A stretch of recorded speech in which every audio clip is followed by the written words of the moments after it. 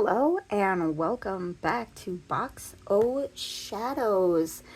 Today, I'm going to talk about some more of our herbs. I know that you've seen a grinding video of a lot of them. If you have, check them out on our channel. If you haven't, well then welcome to the world of herbs.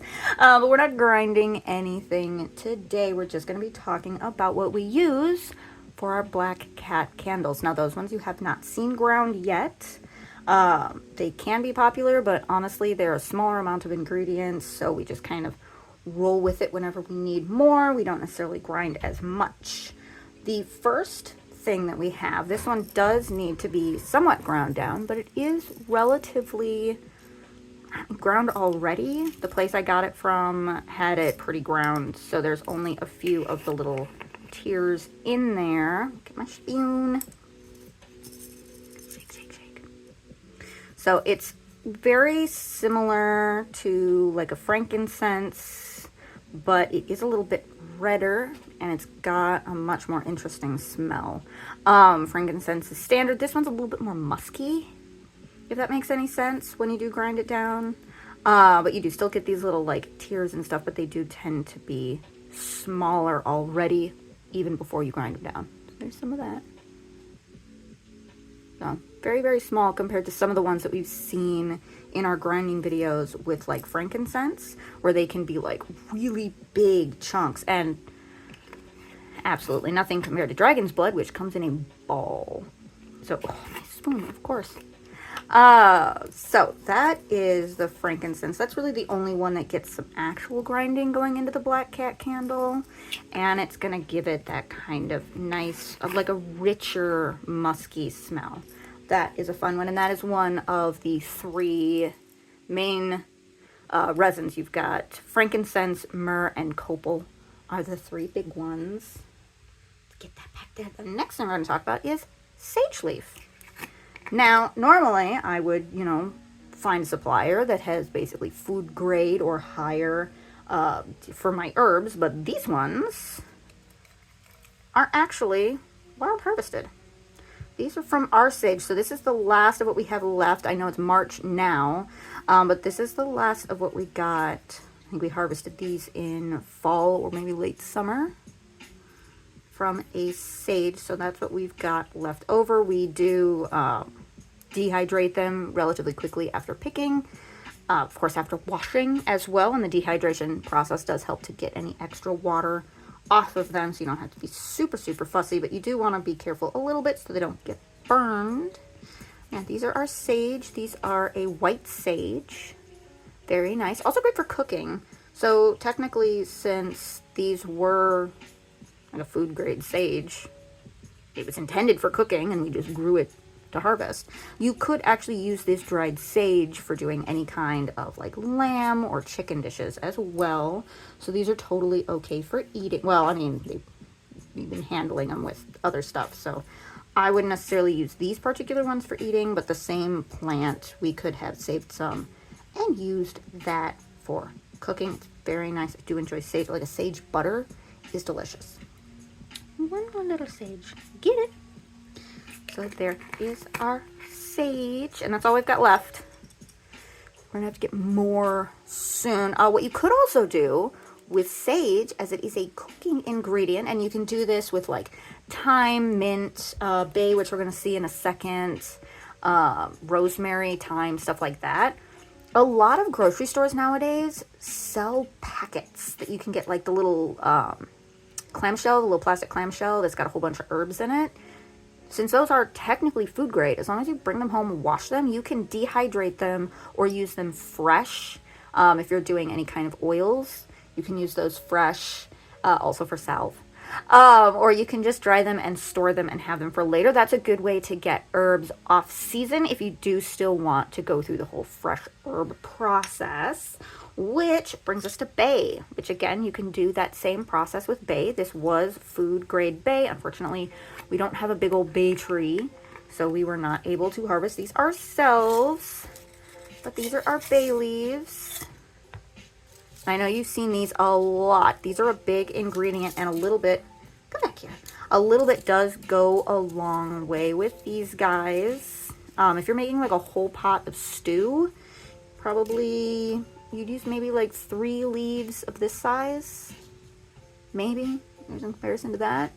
You'd probably use 3, maybe 4, depending on how strong you wanted it to be, but you don't need a lot. Like for a soup, if you're making a soup just for yourself, you could use 1 or 2 of these little leaves, maybe even just one of the bigger ones. These are very, very nice.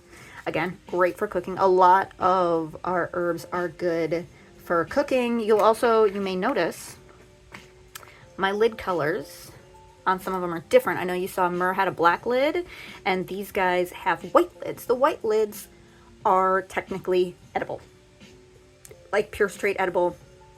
You don't have to worry about these at all.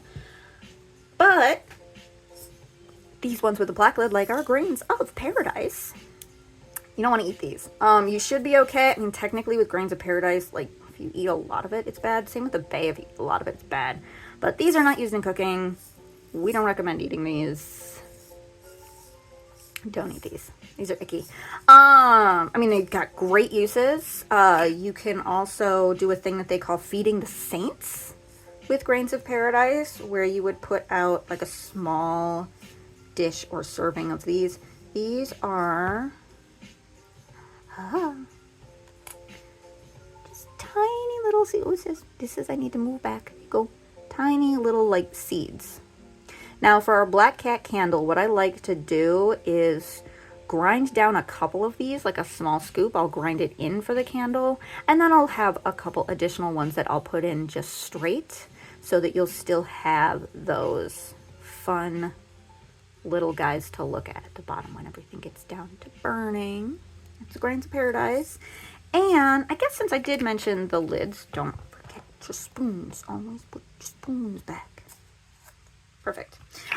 Since I mentioned the lids, I'm going to go get technically the last physical ingredient, the last one that's like a solid ingredient, and it has a red lid. So give me one moment.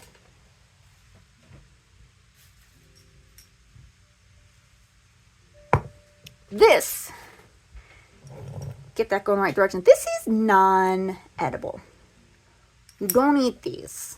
This is for things that could be toxic, because I do have a few ingredients for candles that I do not sell. It's more for personal use. I do have a few things that it's just like, yeah, don't eat it. Use it with caution. Cactus needles are an ingredient in another item that I do not sell. Obviously, don't just be like pulling out cactus needles. So yeah, anything with a red lid is something that you do have to be careful when handling for numerous reasons. With the lodestones, it's because they're stones. These are a metallic stone, lodestone, also known as magnetite. But the lodestones specifically have a magnetic charge. And these are what are considered neutral lodestones, not that they're positive or negative, just based on the shape, they are considered to be neither masculine nor feminine. So this is what we prefer to use for like money drawing, black cat candles, stuff like that, that doesn't need like specific attraction or does not have a specific person that it is going to. If you do custom order a candle that has a lodestone in it, I will let you choose what gendered stone you would like in your candle. So if, say, you want a come to me candle and you are a feminine energy looking for a feminine energy, I would recommend 2 of the female lodestones instead of 1 male, 1 female for that kind of attraction. Because it's not, again, it's not a positive or a negative. It's just what kind of energy is coming out of the stone when it comes to feminine or masculine. And these are our non-gendered one. These are much preferred. Everybody loves these ones. These are always the best. So we're running low, but that's okay. You can always get more.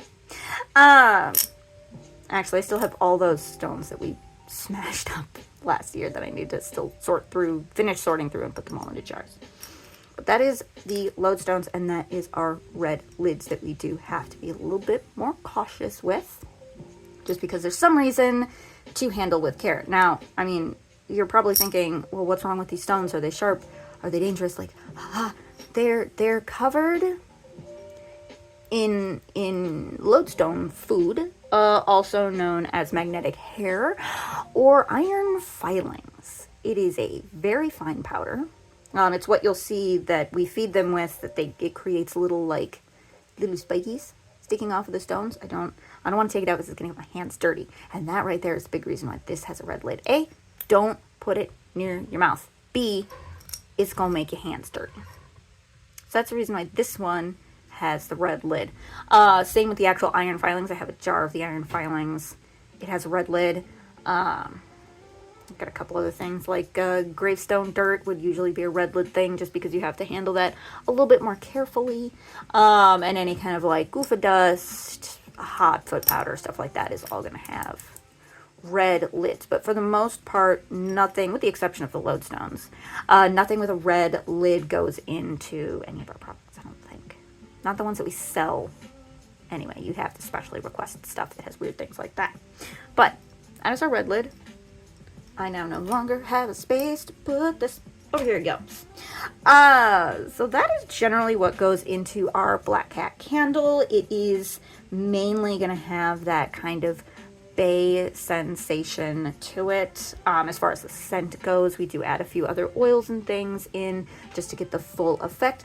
No black cats, including either of mine, were harmed in the making of, nor do they go into the candle. It's more like a black cat essence more than like there's a black cat in here. There's no black cats in there. Even the soaps that I make that are in the same fragrance with some of the oil or some of the herbs, it's shaped like a cat, shaped like a little kitty, and I do it with charcoal powder to get the black color so that it's natural, and it actually helps with like pore cleanliness and stuff like that.